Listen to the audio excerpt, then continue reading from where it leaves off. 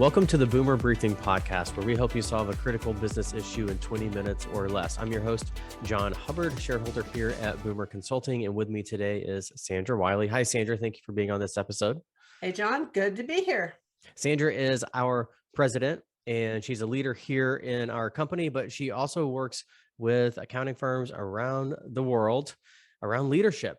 And one topic that has really bubbled up over the last 18 months underneath leadership. I mean, it's always been there, but it's really bubbled up is wellness. So, Sandra, how do you, or actually, let me ask you this first. Why is it important that leaders in firms really focus on wellness moving forward? I'll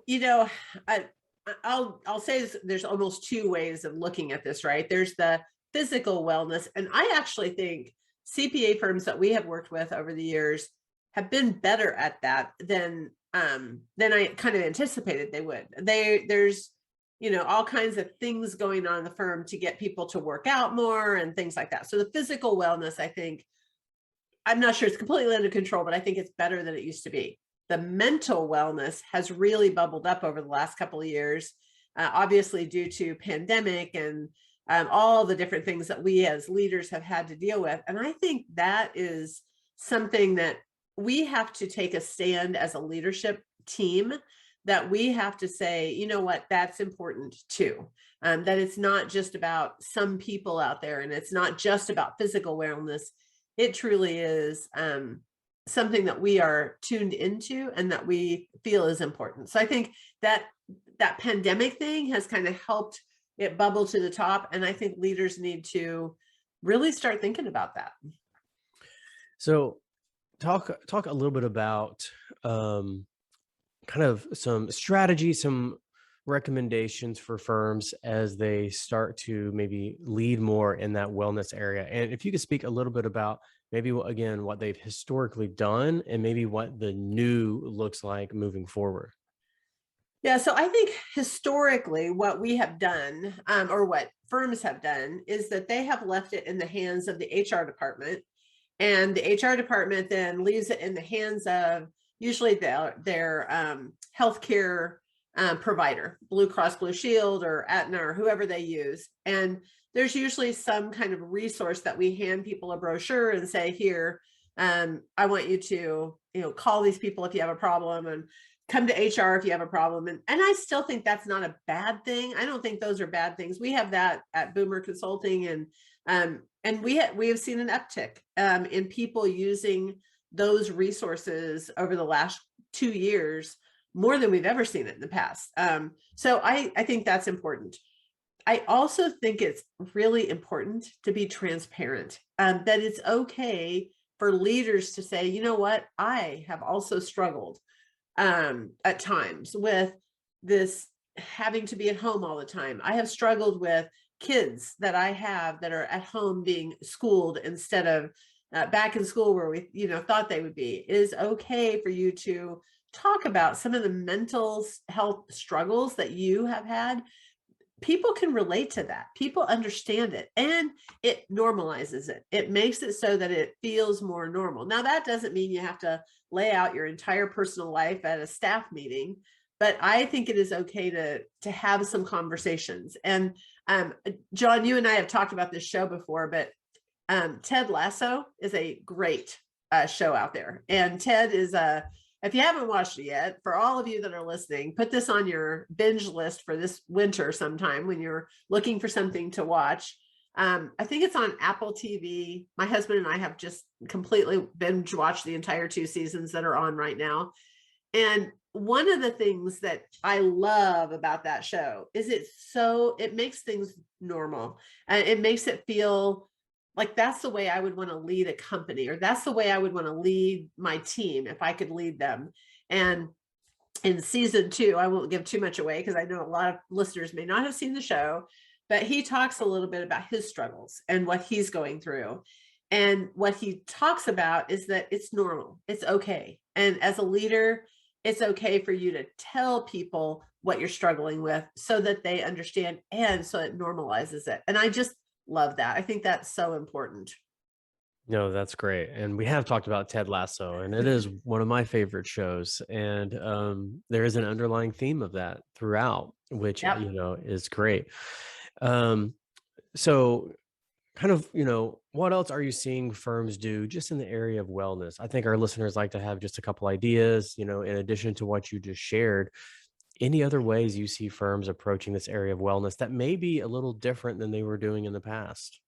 Yeah, one firm that I have talked to, and I'm not going to say the name of the firm only because I haven't cleared it with them yet, but I have one firm that we work with that they actually set up they have a relationship with a counselor who comes to the firm 2 days a week, and they have an office for her, and then people can sign up to go in and have conversations with her, and the firm completely pays for it, and that it is putting a stamp on the fact that they know that it is important for people to get those feelings out. You might go see that counselor one time. You may see them every single Tuesday when they're in the office, but it's all paid for. It's all very, quiet. It's all, there's, it's all taken care of by the firm, and they show their support by having that resource. And I love that idea. Another firm I know gives you a certain amount of reimbursement expense that you can put toward a counselor outside, and it's to cover the deductible that you have on your health care. Because a lot of people said, I would go, but it's still expensive, and we have this very high deductible now, and they've figured out how to take care of that. That's an expense that the firm takes care of. So whatever it is that you can do to help people see that, I think that's super important.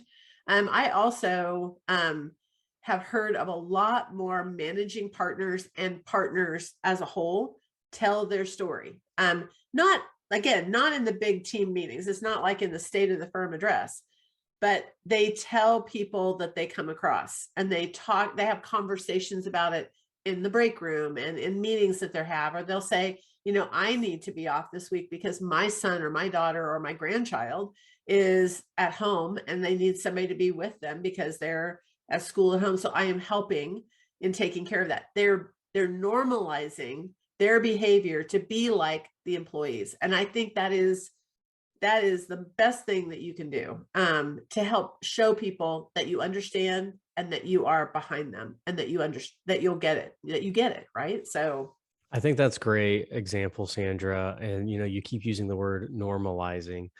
And it's so true with this topic because it's completely normal for us to say, I'm trying to get better at working out, or I ran this morning, or I went to the gym, or I exercise, like we talk about that. And we actually, by talking about it a lot, we actually end up sharing where we're struggling with it. That's more normal. It's like, oh, I haven't been on the treadmill this week, or haven't been on my bike this week. I wish we can get there with mental health as well, you know? yep. And I think we're getting there.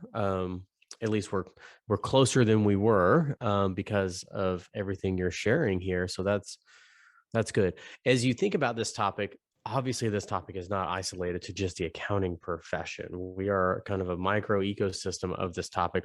What are you seeing happening out there just with talent overall, or industries overall around this topic? Are you seeing some similarities between outside the profession and inside the profession?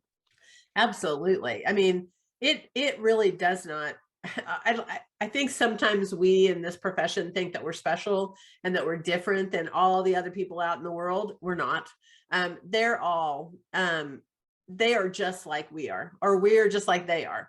Everybody's struggling with this right now. Everybody's trying to get a handle on how to handle the mental health and wellness of our people in this world. I think it's the reason for the great resignation right now.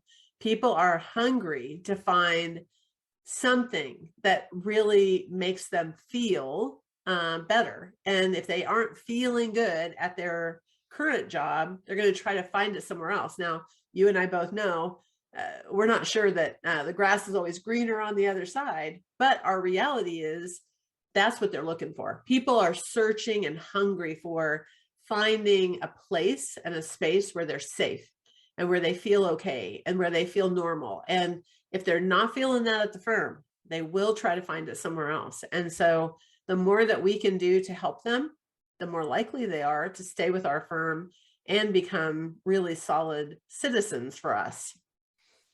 So for the firm leaders that are listening out there, Sandra, as we start to wrap up this conversation, what's your advice around next steps or the first action they should take?